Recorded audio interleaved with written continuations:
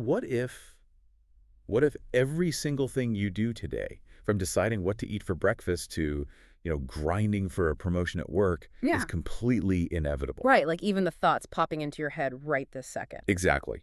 What if you were running on a pre-written script, but that very same programming is exactly what forces you to desperately seek freedom from it? It is a massive paradox to wrap your head around. It really is. Welcome to the Deep Dive. Today we are exploring this deeply philosophical, honestly reality-bending text by an author named Swiffing. Yeah, and it was translated and edited by Kinyu. The title is From the Kingdom of Necessity to the Kingdom of Freedom. Right, and just to be clear right up front, this is not your typical self-help book. I mean, it's this massive framework attempting to explain the fundamental mechanics of existence, our place in the universe, and how we might actually, transcend our current limitations. It goes deep, Yeah. very deep. Yeah, which brings me to our mission for this deep dive. Before we wade into these waters, we need to set some ground rules. This text touches on some profound spiritual concepts. It maps out expansive cosmological hierarchies. It mentions gods, Buddhas, specific religious figures. Exactly. So as your guides, we want to be totally transparent with you. We're not endorsing or taking sides on any of these viewpoints. Right. We aren't here to validate specific spiritual claims or religious doctrines. No, not at all. Our goal is simply to impartially unpack the fascinating architectural logic the author has laid out, exactly as it's presented. We just want to give you the framework so you can weigh these ideas for yourself. Our role is pure synthesis and analysis. We're just charting the territory the author has drawn, looking at the structural engineering of their arguments without, passing judgment on the beliefs themselves. Yeah, well said. Because the text asks us to reconsider the entire nature of free will. And it starts with a premise that challenges pretty much everything we assume about our daily lives. Right. The author's foundational argument is that we currently inhabit what he calls the kingdom of necessity. The kingdom of necessity. Okay, let's unpack this. Because my immediate reaction to hearing that my entire life is in a kingdom of necessity, meaning everything is inevitable, is, well, intense resistance. Oh, absolutely. It's jarring. I mean, if literally everything is pre-programmed, why on earth should I strive for anything? If the script is already locked in, I might as well just lie in bed all day. Right. Why bother trying? Yeah. Will doing absolutely nothing miraculously earn me a PhD? If I just sit on the couch staring at the ceiling, is it inevitable that a billionaire's fortune will drop into my lap? Probably not. Or, to take it to a total extreme, if I decide to go out and commit a string of crimes, will that inevitably result in me becoming a president? The logical pushback is, if I have no choice, effort is pointless. What's fascinating here is how the author actually anticipates that exact, completely natural human resistance. Oh, really?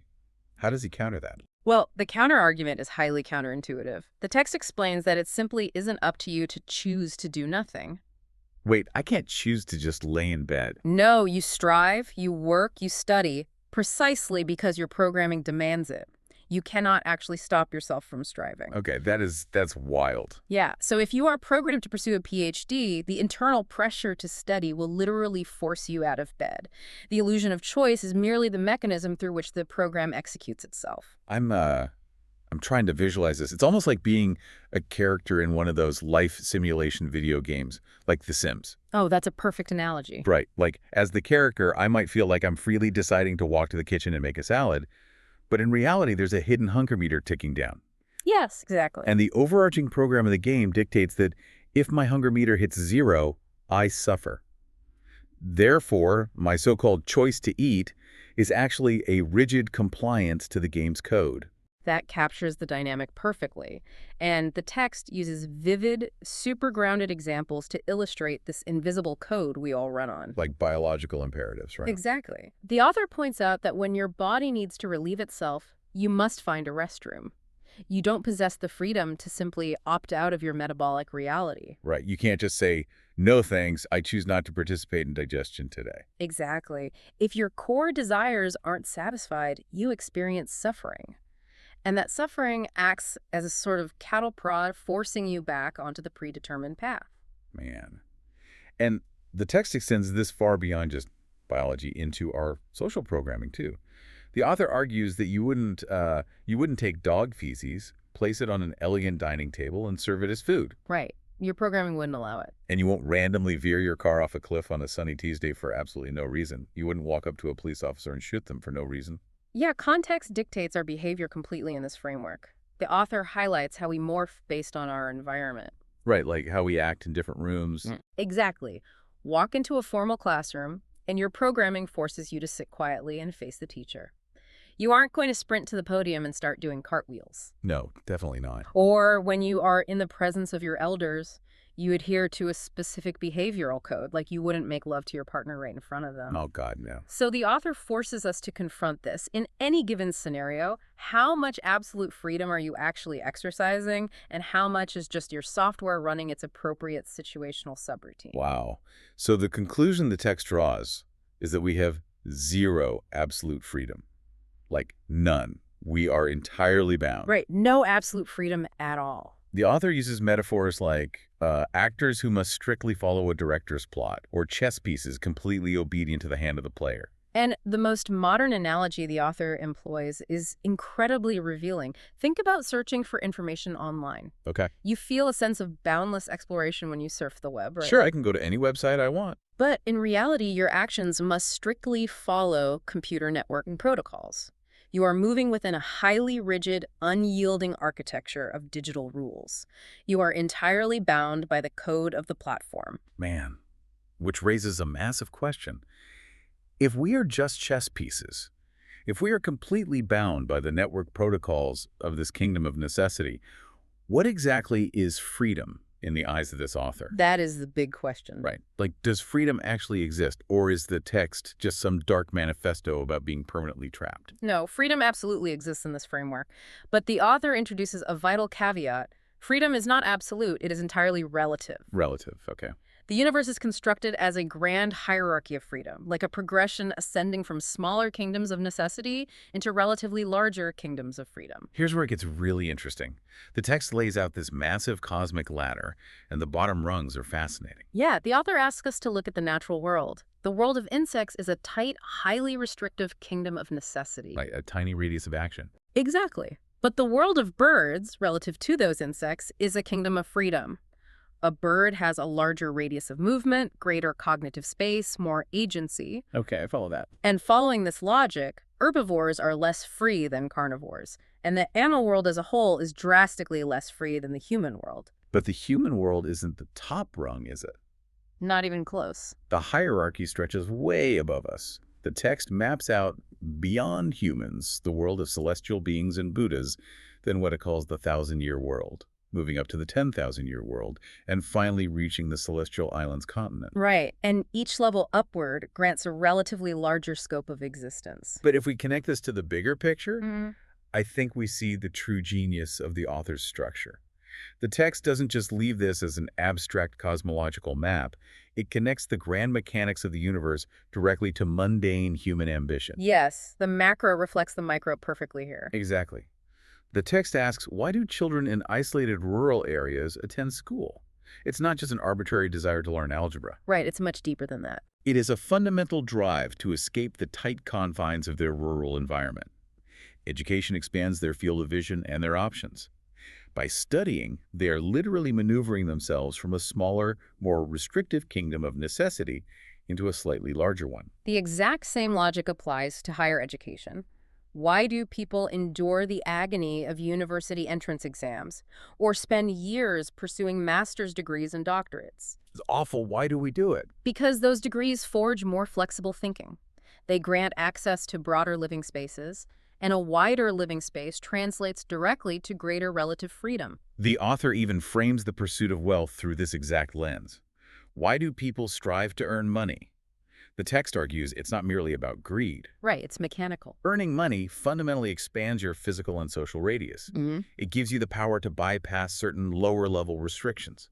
Money literally buys a larger sphere of relative freedom. And this completely shifts how we view human ambition. Earning a degree or building wealth isn't just about accumulating status symbols. In the author's framework, this constant human striving, this self-improvement, is the mechanical process of traversing the kingdom of necessity. Wow. By expanding your intellectual and material resources, you are practicing the exact mechanics required to eventually transcend the earth altogether and reach higher realms like the Elysium world. It really sounds like leveling up in an open-world role-playing game. Yes, You exactly. start out in a tiny starter village. You have freedom within those specific walls, but the game's code won't let you cross the river until you grind, gain experience, and hit level 10. Right. You think you're exploring freely, but you're just pushing against the edges of your current programming until you unlock the next map.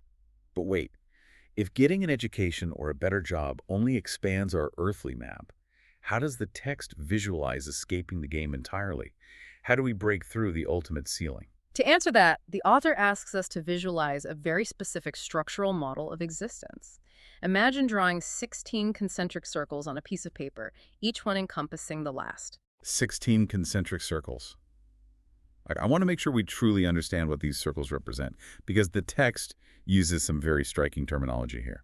Yeah, so the author maps the progression from the tightest center point outward. The very smallest, most central circle represents the inflamed space. Inflamed space. Outside of that is the frozen space.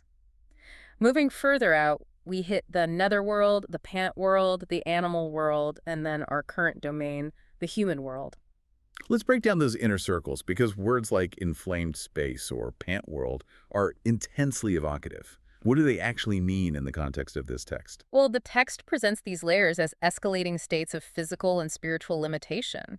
At the absolute center, that inflamed space represents an environment of pure chaotic restriction. Like pure suffering. Exactly, perhaps pure suffering or burning friction, where existence is nothing but reacting to extreme conditions. There's zero room for thought, let alone freedom. Man. And the frozen space. Frozen space implies absolute paralysis and stagnation.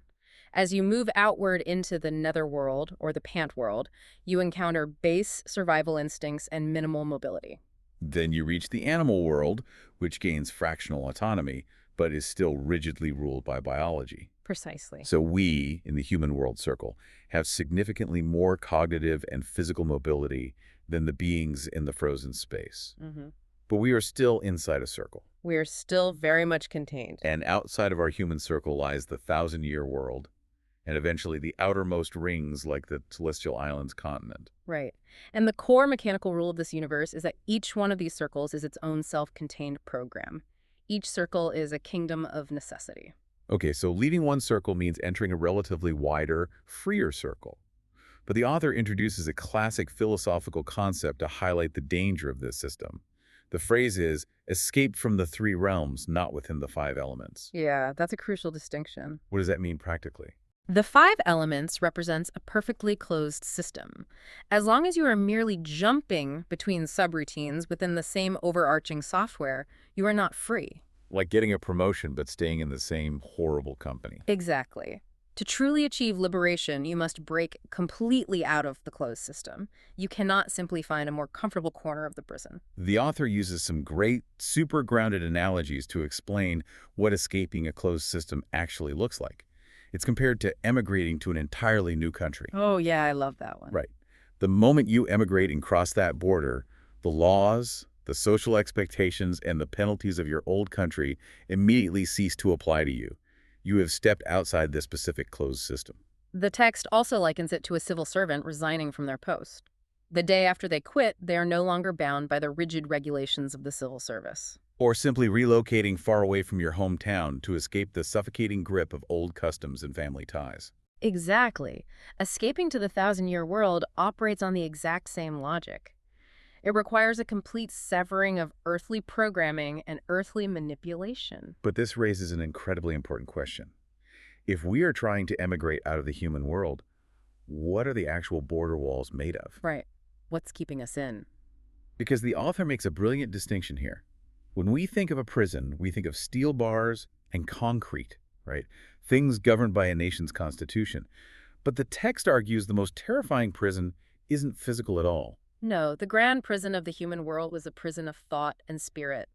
Your physical body might travel the globe, but if your mind remains tethered by earthly programming, by the desires, fears, and logics of the human circle, You are still an inmate in the kingdom of necessity. This is where the logic of the text creates a really intense dilemma.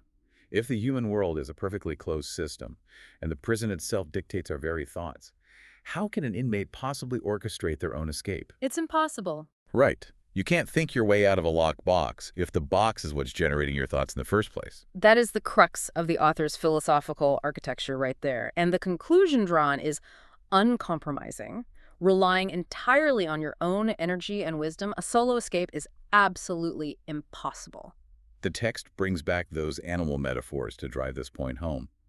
A clever pig raised in a pen, no matter how fast it runs or how smart it seems, cannot escape the fundamental reality of being a pig in a pen. No, it's still a pig in a pen. And a bird kept in a cage might sing the most beautiful melodies in the world. It might have stunning feathers, but it is entirely limited to hopping between the perches provided to it. The pig requires human intervention to leave the pen. The bird needs a human hand to unlatch the cage door. The lesser circle cannot break its own boundaries. Right. It requires intervention from a greater circle. Therefore, the text argues humans cannot transcend the earthly system without divine help. We need an external key. The author explicitly states we must rely on the program designer, identifying forces like the greatest creator gods, Buddhas, and the guidance of figures like Jesus and Shakyamuni. But this is also where the text introduces a highly specific term for the force managing our current earthly prison. The author brings up Satan. Yeah, that caught me off guard. It's a heavy word, Satan. So what does this all mean when the author brings Satan into it? The author is very deliberate in how it's used. The text clarifies that Satan is introduced as a convenient explanation to help us conceptualize the management of our grand human prison. Okay, so a manager. Right. Within this framework, the human world is not just a passive cage, it is a program actively managed by Satan. Wait, if we need divine help to escape, that implies this active force, this warden, is specifically trying to keep us locked in. Does the text explain how this warden operates? Yes, and it's not through cartoonish evil or fire and brimstone. No pitchforks. No pitchforks. The text warns that Satan will go to great lengths to maintain the effective operation of this program.